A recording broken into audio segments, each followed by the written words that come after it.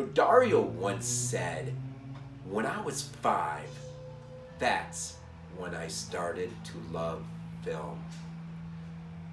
That's interesting because when I was 5, I got a chance to see the original theatrical showing of Jaws, and it made an impact on me like no other.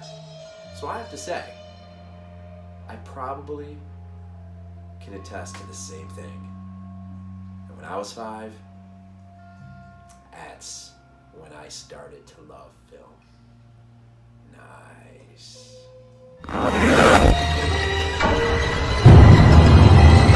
BodyBags, where horror lies.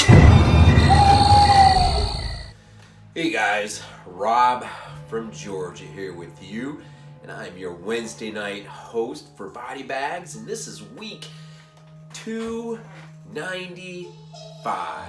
It is theme week, and it's my week, because not only did I get to choose this theme this week, but it's my birthday week. And so that's why I decided to run with pick a film from 1970, because not to show my age or anything, but I was born in 1970. So what I have to offer for you this evening, this Wednesday evening, is none other than the directorial debut of the maestro himself, Dario Argento, in The Bird with the Crystal Plumage.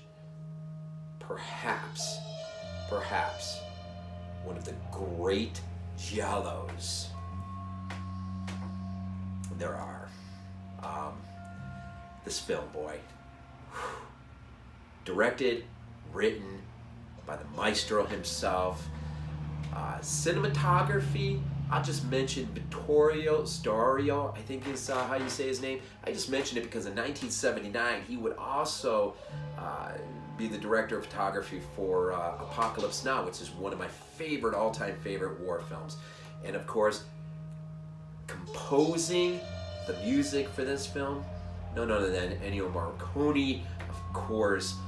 I mean, who doesn't know Morricone? So interesting, 1970, the cast, I was going to give 4, but, I'm completely and absolutely, I do my best to stay away from spoilers, because this film really does demand that kind of attention to detail. And so, let's see, Tony Musante is Sam, his I believe it's just his girlfriend in the film, Suzy Kendall, and Enrico Maria Salerno, I think is how you say it. He's Inspector Morricone, and we'll just leave it those 3. There's one other principal actor, but I just want to completely stay away from spoilers. So yeah, this is I think this was released in 2005 by Blue Underground, and this is my edition. I want to say I found this in Best Buy, and this was years ago. I mean, really at the beginning of me just starting to get into this act of collecting and whatnot. And I'm pretty sure I saw it, and I knew the title. Of course, I knew the director, and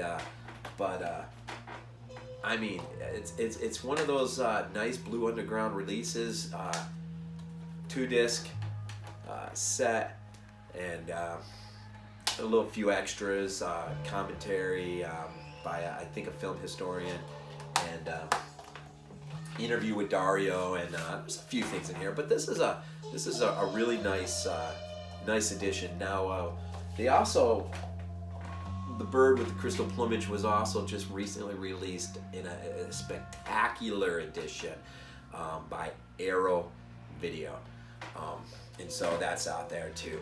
And the packaging just looks phenomenal. I do not own it. Still running with the Blue Underground. But yeah, so Bird. What can you say about Bird without really giving it away? It's a giallo. And so... I have to say this though. Of late I've really been growing in more of appreciation of just not the mid to late 70s, but early 70s, and even 70 as a year that I was born. And it's nice to know that not only do Dario and I share a similar age as far as appreciation of falling in love with film, but man, it's good stuff right here, man. The plot really, just to kind of give a generic. Sam is an American writer. He's staying in Rome with his girlfriend, and he's at this point where he's just I think he's wrapped up a book or not. He writes books on birds, and which is ironic, and so he's meeting with his perhaps it's his publicist maybe. And anyways, in the very opening of the film, on his way back to his home, his temporary stay while he's at Rome, he witnesses an attempted homicide. Now it's interesting because this is one of the grand openings of really any giallo that I've seen, I think. I mean, now comparable to Deep Red, that is just an absolute classic masterpiece of giallo. And one of the things, just thinking about that film, one of the things that I love, well, let me just finish the plot real quick. So Sam is on his way when he's walking by an art gallery and he witnesses this attempted murder. What's fascinating about this is, in an attempt to intervene and somehow put a stop to it, he gets caught between these two sections of glass, kind of like barriers, and so he can't get to the victim and he can't get out, so he's sort of stuck there. So the alleged assailant escapes out the back. The victim is on the floor reaching out to him, and all he can do is, through the pane glass, is just try to console the victim as best he can. And meanwhile, when Inspector Morosoni and the other police arrive, he's left there with, really not much of an argument as to whether he was involved or not involved with this particular attempted homicide. And so initially he's taken into custody and even has his passport taken temporarily to keep him from going anywhere. Well, Sam's the kind of guy, he's the kind of character, I love when characters are written like this. He realizes, well, I ain't going anywhere, so I might as well be constructive and I might as well try to set out and figure out what's happened. Now, what's interesting is although he thinks initially his memory is somewhat good of what took place, it's not. There's something missing. And for the rest of the entire film, this will play a major role of him trying to remember, trying to ascertain clarity of what he really did see, which is just a fascinating element. And the characters that will come into play, I'll just say this, there's a painting that will be an important part of the plot structure, and there's a moment towards the end when Sam will go visit the artist. Now, I'll just say this, the artist, he does play a very important piece to the much larger puzzle, without much going any further than that. But really, throughout the rest of the film, it will be just his involvement to the detriment of his girlfriend, really, because her life will become threatened. And his life, of course, is almost immediately threatened because it doesn't take the killer very long to get onto his trail.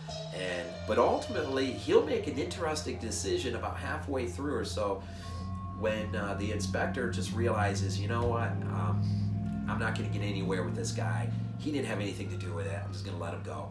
And gives him back his passport. Well, Sam makes the conscious decision to not leave, but to kind of see this thing through, at least as far as he can. and that really wins over the inspector, and their relationship is an interesting relationship in this film, and carries a big piece of this film, I think. And just the way the characters are written, the mystery involved, the clues that are laid out, and it's what I love about Dario, and in the early days especially, he just knew how to weave certain things and introduce certain things, and even boldly confront you with these things, and almost laugh while you're trying your best to kind of figure things out, because he's done such an incredible job of just laying it out there. And his films are such that even when you've got your mind pretty much wrapped around it and you understand it, even though these are giallos and the mystery has been solved and you're aware, they're still fun to go back in through and watch, because you're still uncovering new things. I mean, even last night, as many times as I've seen this film, last night there's an aspect of this film that really came into I guess clarity, I think, was found with a certain piece of it that I wish I could just talk about, but I can't, because it'll just give away probably the most important element of this entire film. So what I will challenge you is, if you're familiar with the film but have only seen the film a few times, I don't know if you can watch this film too many times, because there's just things, and the artist, I'll just lay that out, the artist plays a really important role, much deeper than I think any just surface watching of this film will ever lead us to. And whether we're talking Deep Red or other films that he's done, he's just got, there's one scene in particular in Deep Red I think about it is just, I can't believe how many times I watched that film, and there's one particular scene in the beginning that had always just gone right by me. I never picked up on it, but when I finally did, man, it's awesome. So anyways, it's theme week, it's 1970, and we're talking Dario Argento's The Bird with the Crystal Plumage, one of my favorite Dario Argento films, and it is theme week, and so I think I'm really excited just to kind of see this week lay out and all the films from 1970, and a good chance to really kind of get a perspective on just a year, I think, in general. And so I'm hoping throughout the week that there will be films you've never seen before. You'll have opportunity to hear the reviews, and then perhaps even, grab some of these titles. And so I'm about as excited about this week as any one of you as viewers, because that's why I picked it. I just want to learn. I want to see some of these things. So it's also birthday, and so we're getting ever so close to that 50-year mark, but we still got another year to go. And so before we're at that moment, I guess. So anyways, I guess I'll just leave it at that. I don't know if there's really much more to say without giving away. It's such a weird film to talk about. I just don't, the cinematography, the music, just the plot, the narrative, how he lays it out, how the characters are written. It really doesn't get much better than this. I think Ebert gave it like 4 out of 5 stars, and that's probably pretty good for him, because they're pretty critical when it comes to these types of films. And so if you can pretty much impress him, I think you've done a pretty good job. And in fact, I can't remember what his comment was, but I'm almost positive Alfred Hitchcock actually commented on this film in 1970 when it first came out, and it was a positive comment. And well, I mean, it doesn't get any better than that, right? So The Bird with the Crystal Plumage, Giallo. It is Dario's directorial debut. It's one of the great mysteries that he has woven cinematically, and based on a book, The Screaming Mimi, I think, is what it's called. Just a great, in the end, the end is great. One of the great Dario endings. So, week 295, Dario Argento, his great giallo, classic piece of filmmaking, and VHS82 apostrophe. And I've been sick for 2 weeks, and I think it's finally lifting. And so, man, getting close to draft as well. So definitely with extra enthusiasm, go Bills.